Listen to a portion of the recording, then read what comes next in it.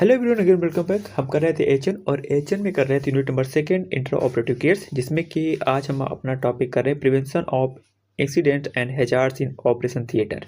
ठीक है, तो मतलब हम कैसे प्रिवेंट करेंगे, कोई भी एक्सीडेंट होता है, कोई भी हैजार्डियस कंडीशन क्रिएट होती है तो ऑपरेशन थिएटर जो कि बहुत ज़्यादा मोस्ट इम्पॉर्टेंट जगह होती है, किसी भी हॉस्पिटल की हर्ट होती है, उसको हम कैसे प्रिवेंट करेंगे ये जानना बहुत ही ज़्यादा ज़रूरी है।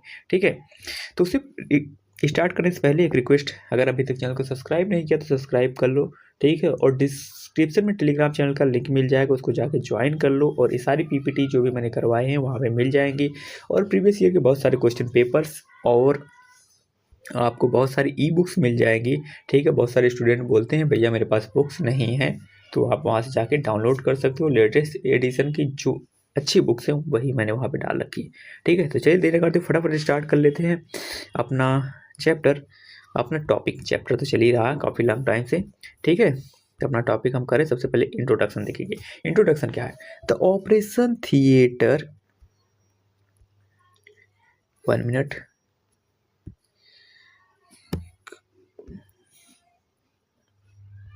ठीक है, इंट्रोडक्शन में हम देखेंगे the operation theatre is a high risk area where the patient, staff and equipment are constantly expose to post potential hazard. ठीक है, मतलब क्या है, तो ऑपरेशन थिएटर एक ऐसी जगह है जहाँ पर बहुत ज़्यादा रिस्क रहता है पेशेंट का और स्टाफ का, दोनों का जो है बहुत ज़्यादा एक्सीडेंट होने की प्रॉबिलिटी रहती है, क्योंकि बहुत सारे इक्विपमेंट ऐसे हमेशा यूज होते हैं जिनकी इतनी ज़्यादा पोटेंशियल होती है कि वो हजार्डियस कंडीशन क्रिएट कर सके, चाहे तो इलेक्ट्रिकल हो सकते हैं, चाहे वो डेली यूज बेसिस हो सकते हैं। बहुत सारे इक्विपमेंट ऐसे होते हैं जो इतने शार्प होते हैं, थोड़ा सा भी कट लग जाए तो बहुत ज़्यादा हजार्डियस कंडीशन क्रिएट कर सकते हैं। ठीक है, तो हमको क्या करना है, इन्हीं से प्रिवेंशन करना है। कैसे करना है, इस सारी चीज़ों को कैसे मैनेज करना है, इस सारी चीज़ों के बारे में हम बात करेंगे। ठीक है, prevention of accident is essential to ensure patient safety and staff safety, smooth surgical procedures and to maintain sterility. हमको क्या करना है, किन चीज़ों से प्रिवेंट करना है? एसेंशियली हमको पेशेंट की सेफ्टी का ध्यान रखना है, क्योंकि ये तो मेजर एक चीज़ है, बहुत ज़्यादा मेजर चीज़ है। साथ में स्टाफ की सेफ्टी का भी ध्यान देना है, क्योंकि अगर स्टाफ ही इससे क्या होगा कि प्रोटेक्ट खुद को नहीं कर पाएगा तो वो आगे चीज़ों को कैसे परफॉर्म करेगा। ठीक है, तो ये एक बहुत बड़ी चीज़ है जिसको क्या है कि अपने ऑपरेशन थिएटर में हमको प्रिवेंट करना है। और सर कोई भी सर्जिकल प्रोसीजर हो रहा है तो प्रॉपर स्मूथली होना चाहिए। ऐसा नहीं कि बहुत ज़्यादा जल्दबाजी में चीज़ें हो रही है तो किसी ना किसी, चाहे वो पेशेंट को हार्म पहुँचा रहे हैं, चाहे स्टाफ खुद को अपने आप को ही क्या कर रहा है कि अफेक्टेड कर रहा है। ठीक है, इन चीज़ों को, इनकी एंड उसकी स्टाइलिटी को हमको मेंटेन करके रखना है। ठीक है, ऑपरेशन थिएटर में। तो आगे चलते हैं। आगे है टाइप ऑफ हैजार्ड्स, कौन किस टाइप के हैजार्ड्स होते हैं और इनसे हम कैसे प्रिवेंट करते हैं, इन चीज़ों के बारे में हम देखेंगे। ठीक है, तो सबसे पहले क्या type of hazards in OT and their prevention. सबसे पहले क्या आपका फिजिकल हैजार्ड। फिजिकल हैजार्ड क्या होता है? These include slip. ठीक है, मतलब ऐसा है कि फ्लोर आपका वेट हो, वहाँ पे पानी गिरा हो या कोई बॉडी फ्लूइड हो। ठीक है, कई बार जब ओपन सर्जरी होती है तो बहुत ज़्यादा बॉडी का फ्लूइड लॉस हो जाता है, ब्लड बाहर आ जाता है। दैट टाइम में क्या होता है कि जो सरफेस होती है वो स्लिपरी हो सकती है, फाल आप गिर के भी, अब स्लिपी जो आपका फ्लोर जो वेट होगा तो गिरने के चांसेस तो रहेंगे। शार्प इंजरीज हो सकती है, शार्प इंजरी आपके स्कैल्पल से हो सकती है, आपको चिटिल फॉर्सेप्स से हो सकती है, बहुत सारे नीडल होल्डर है, बहुत सारे सीजर्स हैं जिनसे क्या हो सकता है शार्प इंजरी हो सकती है अगर आप ध्यान नहीं दोगे। इलेक्ट्रिकल हैजार्ड होती है, इलेक्ट्रिकल हैजार्ड जो होता है आपको कॉर्टरी फॉर्सेप होती है।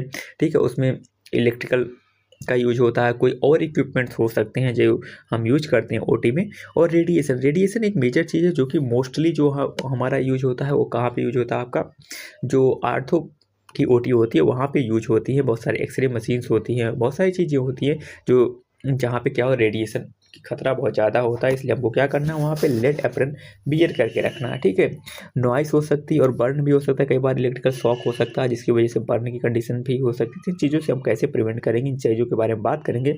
सबसे पहले क्या स्लिप एंड फॉल हैजार्ड है। ठीक है, ये सबसे ज़्यादा होने की प्रोबेबिलिटी होती है। कॉजेज क्या हो सकता है, वेट फ्लोर हो सकता है, अगर फ्लोर क्या है प्रॉपरली अभी क्या पोछा लगा के गया है। ठीक है, बट क्या क्या आपने तुरंत पहुंच के सूखने भी नहीं दिया तो क्या हो सकता है, आप स्लिप हो सकते हो। बॉडी फ्लूइड एंड स्प्लिच हो सकता है, बहुत ज़्यादा जब ओपन सर्जरी हुई बॉडी फ्लूइड लॉस हो गया, उसकी वजह से उसको क्या किया, तुरंत क्लीन नहीं किया। जब क्लीन नहीं किया तो क्या हो सकता है, कोई भी वहाँ पे पैर रखेगा और स्लिप हो सकता है, या कोई और सोल्यूशन यूज कर रहे हो, लाइक एनएस यूज कर रहे हो, बीटाडीन यूज कर रहे हो, आप क्या कर रहे हो, क्लीन करते टाइम जो है साइड क्लीन करते टाइम क्या हो गया, फर्श पे गिर गया, तो दैट टाइम भी क्या हो सकता है कि वो हैजार्डियस हो सकता है। और क्या है, कल्टर्ड इक्विपमेंट एंड केबल, जैसे कटर्ड इक्विपमेंट्स, बहुत सारे कटर्ड इक्विपमेंट्स और केबल बहुत ज़्यादा, जैसे लाइट का केबल हो गया और किसी इक्विपमेंट कोई लगा रखा है, तो इससे केबल ज़मीन पे फैली हुई है, मतलब फ्लोर पे फैली हुई है, तो उसमें भी पैर फंस के कोई गिर सकता है, तो वहाँ भी हैजार्डियस कंडीशन हो सकती है। कई बार ऐसा होता है जो कॉर्टिव फॉस्टेप होती है उसका क्या होता है, एक पैड हम रखते हैं पेशेंट के पैर के नीचे, ठीक है, वो वहाँ पर लगा, आप उसमें तुम टच कर गए, फंस के गिर गए, तो क्या हो सकता है पेशेंट भी ओटी टेबल से गिर सकता है। दैट टाइम क्या हो जाएगा कि पेशेंट के साथ साथ तुम खुद भी अपने आप को हार्म पहुंचा लोगे। तो इन चीज़ों से क्या करना है, आपको प्रिवेंट करना हो। कैसे करोगे, keep OT floor dry and clean, मतलब ओटी का जो फ्लोर है वो ड्राई और क्लीन करके रखना है। Immediately wipe splash using the proper disinfectant, मतलब क्या है कि इमीडिएटली तुरंत क्या करना है, जो भी आप फ्लूइड फैला हुआ हो उसको क्या करना है, वाइपर से मतलब हटा देना है, उसको सुखा देना है। और क्या करना है, यूज प्रॉपर डिसइंफेक्टेंट, मतलब कई बार ऐसा होता है फ्लूइड गिर गया फ्लोर पे, ठीक है, तो फ्लूइड को ब्लड गिर गया तो उसको कैसे हटाएंगे। आप कई बार ओटी में देखा होगा या कहीं भी देखा होगा, जब भी आप हॉस्पिटल जाते हो अगर ध्यान देते हो तो हर जगह कहीं ना कहीं आपको ब्लड को कैसे उठाना फ्लोर से, आपको कोई और फ्लूइड लिखा है गिर गया उसको कैसे उठाना, हर चीज़ की अलग अलग टेक्निक्स होती है, ठीक। उन टेक्निक्स को आपको फॉलो करना, अगर कोई फोर्थ क्लास एम्प्लॉय है तो उसको बताना है कि इस तरीके से प्रॉपर कर उस टेक्निक को फॉलो करे, नहीं तो वो क्या कर सकता है, वो भी इन्फेक्टेड हो सकता है। मे भी पेशेंट का जो ब्लड लॉस हुआ है वो क्या हो जाए, HIV का पेशेंट हो, ठीक है, HIV का पेशेंट हो या हेपेटाइटिस का पेशेंट हो, डायरेक्ट कॉन्टेक्ट में आ सकता है। तो उसको प्रॉपर टेक्निक पता होनी चाहिए किस तरीके से हमको चीज़ों को करना है, ठीक है। Keep cable secured and covered, जो भी केबल्स हैं मतलब फ्लोर पे उसको क्या करना है, सिक्योर, मतलब ऐसी जगह से उसको लेके जाना, ट्राई करना है कि वहाँ से कोई पास ना हो बार बार, ठीक है। और क्या करना, केबल खुली ना हो, ठीक है, उसको कवर्ड हो प्रॉपर, ठीक है। Maintain the non slippery flooring, हमको क्या करना है, नॉन स्लिपरी फ्लोर मेंटेन करके रखना, ये हमारा काम है, ध्यान देना। हमारा काम है करना नहीं, क्योंकि फोर्थ क्लास लोगों का काम है ये करने का, ठीक है। इंश्योर प्रॉपर लाइटिंग, अब ये भी ध्यान रखना ओटी में कि लाइट प्रॉपरली हो, ऐसा नहीं कि लाइट प्रॉपरली है ही नहीं और वहाँ पे कोई भी ऑपरेशन चल रहा है, कोई प्रोसीजर परफॉर्म हो रहा है, तो हमको ये ध्यान रखना है लाइटिंग प्रॉपर हो, ऐसा नहीं कट कहीं और लगाना और लगा कहीं और दिया। फिर इसके बाद सेकंड टॉपिक जो आपका आता है शार्प इंजरीज, इसमें कॉजेज क्या है, हैंडलिंग ब्लेड ठीक तरीके से क्या कर रहे हो, आप हैंडल नहीं कर रहे हो, ठीक है, लापरवाही कर रहे हो। नीडल्स हो सकती हैं, ठीक है, सुचरिंग के टाइम नीडल यूज कर रहे हो तो प्रॉपरली आपको टेक्निक्स ही नहीं पता है। और सीजर्स हैं, ठीक है, इस कहीं से भी पकड़ ले रहे हो, ठीक है, तो इस चीज़ों का ध्यान रखना है। इस चीज़ों का सीजर्स का यूज जब हम क्या लगाते हैं, आपको सूचरिंग करते हैं, उस टाइम पे क्या होता है, दूसरा इंसान कट कर रहा होता है। कई बार ऐसा होता है कि जो दूसरा इंसान सूचरिंग कर रहा हो, कई बार दूसरा जो कट कर रहा हो उसकी उंगली काट देता है, तो इस चीज़ों से बच के रखना, ऐसा नहीं करना आपको, ठीक है। पासिंग इंस्ट्रूमेंट इम प्रॉपरली, अब कई बार ऐसा होता है कि जो जी सर्जन को आप इक्विपमेंट पास कर रहे हो तो प्रॉपर टेक्निक से पास नहीं कर रहे हो। हमको हमेशा इस टेक्निक का यूज करना, नॉन टच टेक्निक होनी चाहिए, ठीक है, हमको इंस्ट्रूमेंट को टच नहीं करना हाथ से, ठीक है, हमको हमेशा चिटिल फॉरसेप का यूज करना है इक्विपमेंट को पास करने के लिए, ठीक है, ये प्रॉपर टेक्निक्स होती है। अब प्रिवेंशन क्या है, फॉलो नॉन टच टेक्निक में ही बता रहा था, ठीक है। यूज निटिल डिस्ट्रॉयर, हमको तुरंत जब भी नीडल यूज कर ले तो नीडल डिस्ट्रॉयर का यूज करना, वहाँ पे उसको डिस्ट्रॉय कर देना है और शार्प कंटेनर में डाल देना, मतलब इसके लिए वाइड बिन होती है उसमें डाल देना तुरंत, ठीक है, कोई भी नीडल यूज किया आपने। उसके बाद फिर क्या है, pass sharp instrument using kidney tray, या फिर क्या है, नॉट हैंड टू हैंड, मतलब हैंड टू हैंड पास नहीं करना है, हमको जाके प्रॉपरली दे के आना है, ठीक है, यूज करना चाहिए फॉरसेप का। फिर क्या, wear double gloves during the major surgery, जब भी आप मेजर सर्जरी कर रहे हो तो आपको क्या करना हो, मेजर सर्जरी चाहे असिस्ट कर रहे हो, आप कर नहीं रहे हो असिस्ट कर रहे होगे तो वहाँ पे डबल ग्लव्स खुद भी पहन के रखना है, ऐसा नहीं कि सर्जन ही पहन रखना हो। उसके बाद डिस्कार्ड शार्प इन पंचर प्रूफ कंटेनर, हमको क्या है, सारे इक्विपमेंट को पंचर प्रूफ कंटेनर में क्या करना है, डिस्कार्ड करना है, ठीक है।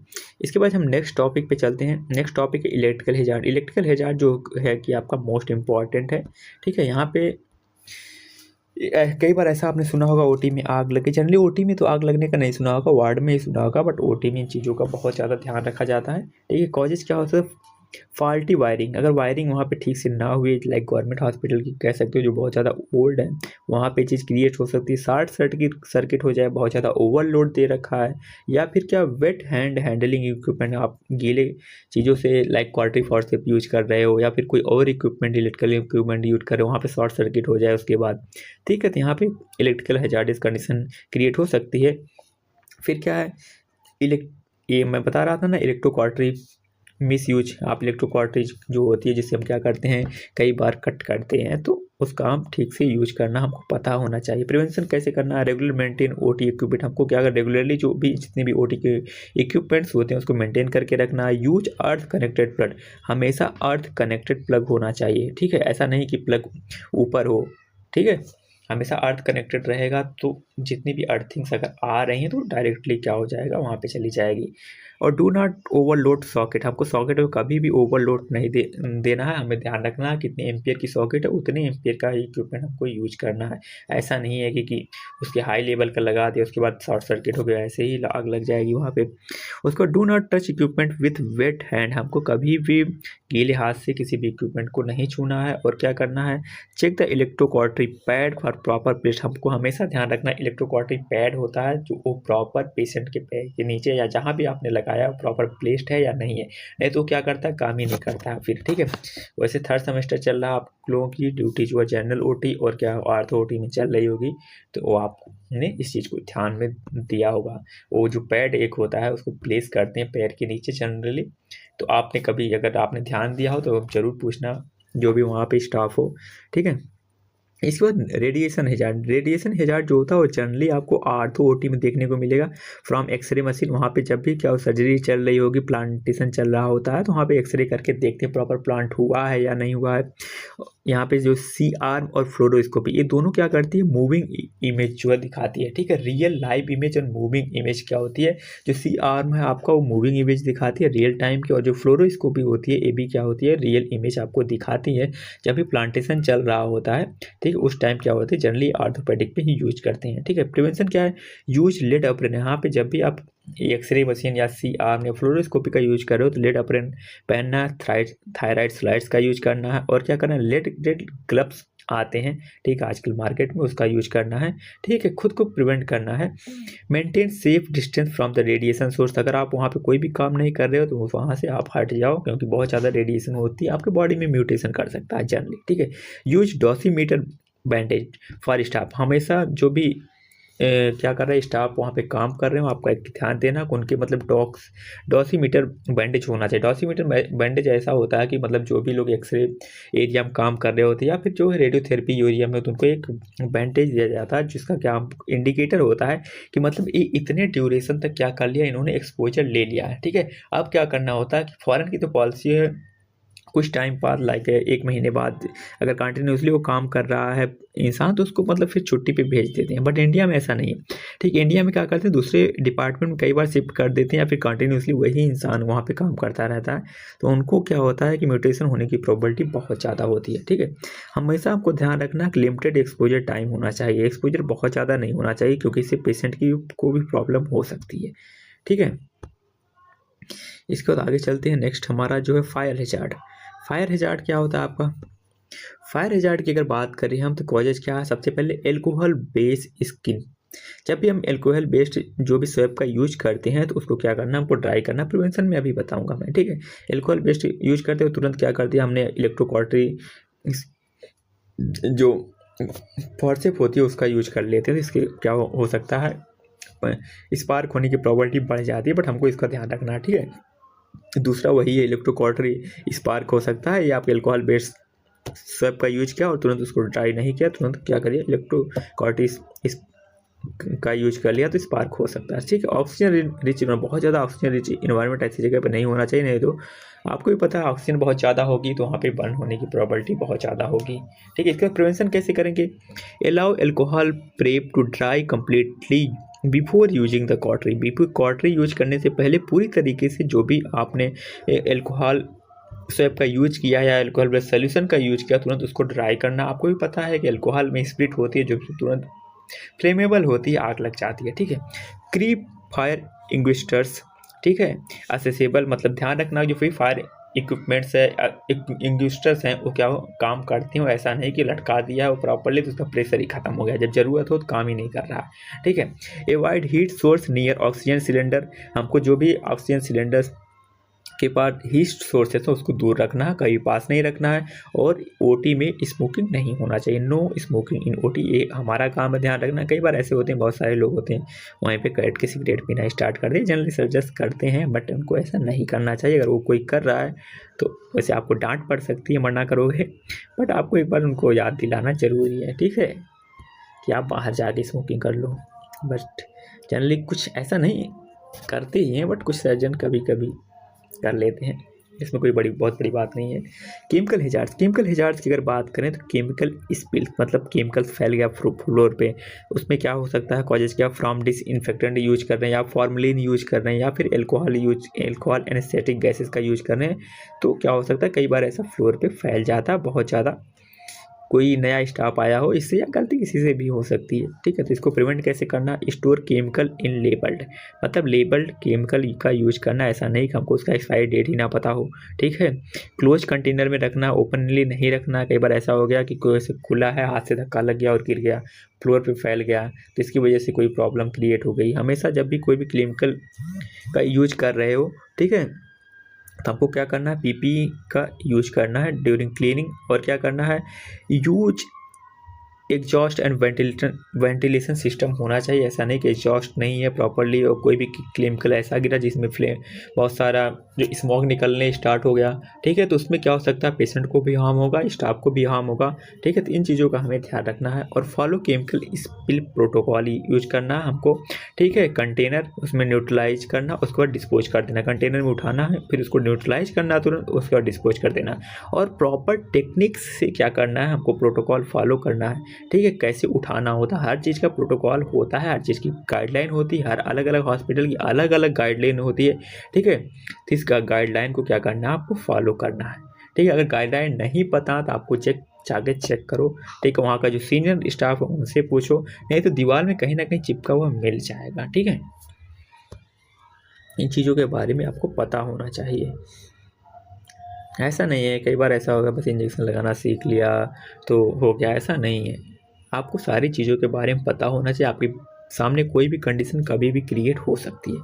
इसके बाद क्या आपका anaesthetic gas hazard. Anaesthetic gas hazard क्या होता है, इसमें क्या होता है, एक्सपोज टू नाइट्रस ऑक्साइड जो होता है, हम इन्हें एक एनेस्थीसिया के रूप में यूज करते हैं। और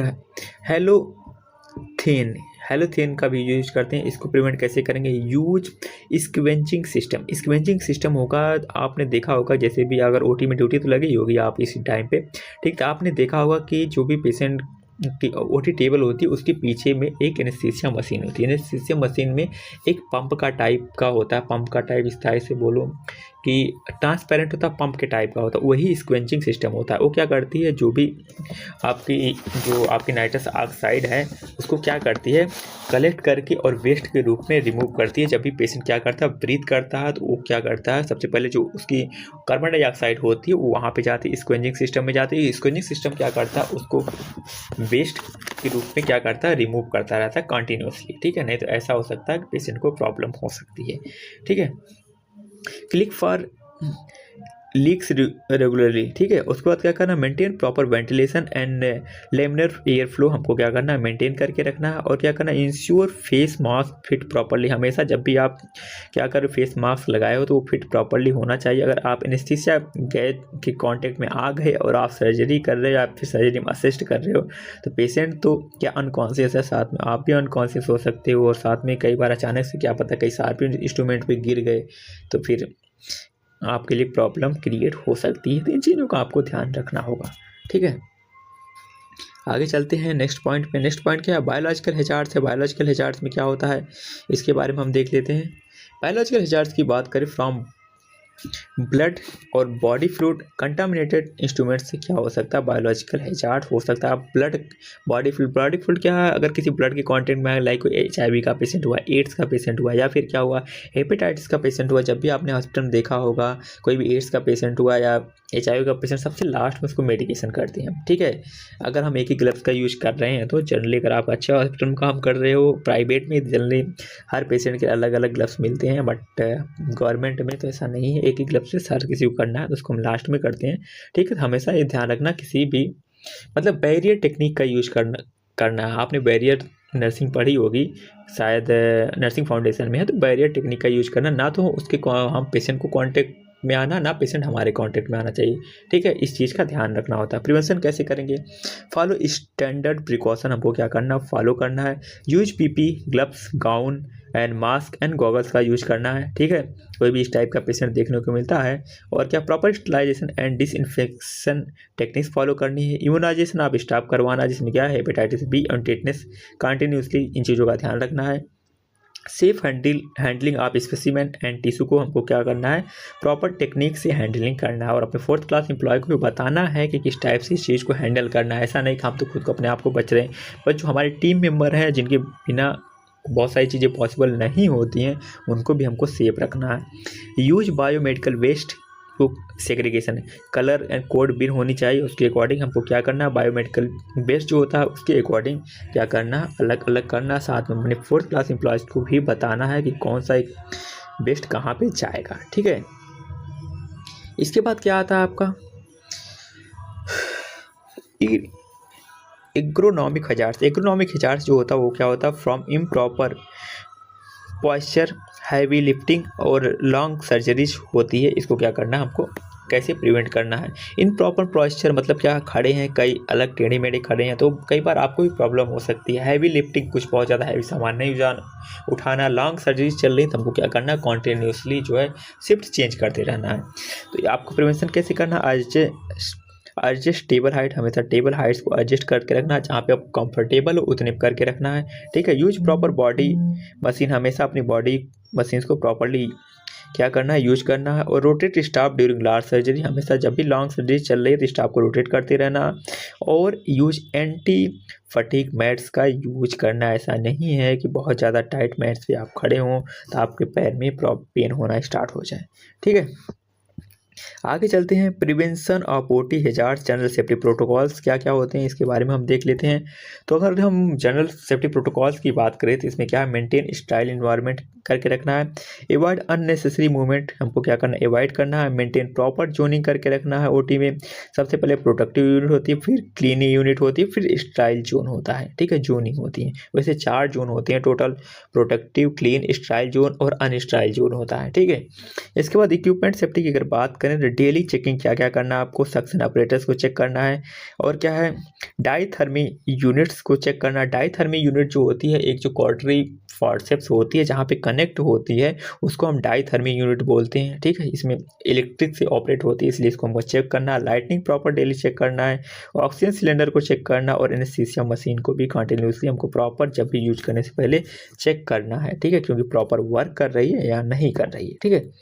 इसके बाद क्या है safe patient handling. Safe patient handling कैसे करोगे इसके बारे में देख लेना है। यूज ट्रांसफर ट्रॉली और सीट क्या करना है प्रॉपरली करना है, प्रॉपर टेक्निक से करना है। हर चीज़ की अलग अलग टेक्निक होती है, इस पता होनी चाहिए आपको। Provide proper positioning with support, हमको प्रॉपर पोजिशनिंग प्रोवाइड करना है अकॉर्डिंग टू सर्जरी, ठीक है। इसके बाद क्या है प्रिवेंट प्रेशर इंजरी, हमको ध्यान रखना पेशेंट को प्रेशर इंजरी ना हो जाए, इस चीज़ का तो बहुत ज़्यादा ध्यान रखना होता है, ठीक है। इसके बाद इन्फेक्शन कंट्रोल प्रैक्टिस हमको ध्यान रखना है। सबसे पहले क्या है ये आप इन्फेक्शन कंट्रोल में प्रॉपरली पढ़ोगे, ठीक है, आपको मैं बताएंगी, ठीक है, फिर भी मैं बता देता हूँ। सबसे पहले हैंड हाइजीन, जो 5 मूवमेंट होते हैं, आपको हैंड वॉशिंग का प्रोसीजर नहीं है, हैंड हाइजीन के 5 मूवमेंट होते हैं, ठीक है। आपको पता है तो मुझे कमेंट करके बताना, ठीक है। हैंड हाइजीन के 5 जो है मूवमेंट्स होती हैं, ये पता होना चाहिए आपको। स्टाइल ग्लव्स एंड गाउन का हमको यूज करना है, ऐसा नहीं कि एक बार यूज कर लिया उसके बाद फिर दोबारा से वही यूज कर रहे हैं। फिर स्टाइल फील्ड मेंटेन करके रखना है। उसके बाद surgical site infection prevention protocol का फॉलो करना है। अलग अलग जगह का अलग अलग प्रोटोकॉल होता है, बट एक यूनिवर्सल WHO की गाइडलाइन है, ठीक है, उसको हमको फॉलो करना है। और हमको ये ध्यान रखना जो हमारे अलग और एम्प्लॉयज़ हैं उनको भी इस चीज़ों के बारे में पता होनी चाहिए, ठीक है। इसके बाद आपका आता है fire safety measures. Fire safety measures की बात करें तो फायर इंग्विस्टर जो होता है वो रेडी होनी चाहिए हमेशा और प्रॉपर यूज में होना चाहिए, ऐसा नहीं कोई एक्सपायर हो चुके हो, प्रेशर कम हो चुका है। OT staff trend in fire drill ऐसा नहीं है कि वो जब भी कोई फायर की प्रॉब्लम आ गई तो ओटी स्टाफ को पता ही नहीं कैसे भागना है, कहाँ से निकलना है, पेशेंट को कैसे बचाना है। इन चीज़ों के बारे में पता होना चाहिए, प्रॉपर जो है टाइम टू टाइम इनकी प्रैक्टिस होनी चाहिए। और क्या है, no flammable material near the heat source. Heat source के पास कोई भी फ्लेमेबल मटेरियल नहीं रखना, लाइक ऑक्सीजन सिलेंडर वहाँ पे नहीं रखना, या फिर कोई और इक्विपमेंट वहाँ पे नहीं रखना है, ठीक है। इसके बाद reporting and documentation properly continuously होनी चाहिए, ठीक है।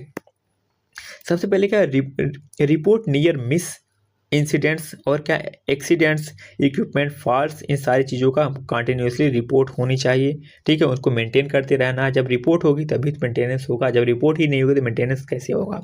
मेंटेन एक्सीडेंट रजिस्टर, हमेशा कंटिन्यूसली जो एक्सीडेंट रजिस्टर है उसको मेंटेन करके रखना है। कंडक्ट रूट कॉज एनालिसिस, जो भी जिससे क्या हो सकता है कि फायर होने की प्रोबेबिलिटी हो सकती है, उस रूट को हमको क्या करना है कि उसकी एनालिसिस करते रहना, वो प्रॉपर ठीक है, वायरिंग ठीक है या नहीं ठीक है, कोई फ्लेमेबल चीज़ के पास ऑक्सीजन सिलेंडर तो नहीं रखा है। या फिर कई बार ऐसा होता है कि जो ओटी में एसी यूज होती है उसमें कोई प्रॉब्लम आती है, तो वहाँ से भी क्या होती है, फायर होने स्पार्क होने की प्रोबेबिलिटी होती है, तो उसका भी हमको क्या करना है, ध्यान रखना है, ठीक है। इसके बाद आगे चलते हैं। आगे क्या, role of the nurse in prevention of OT accident.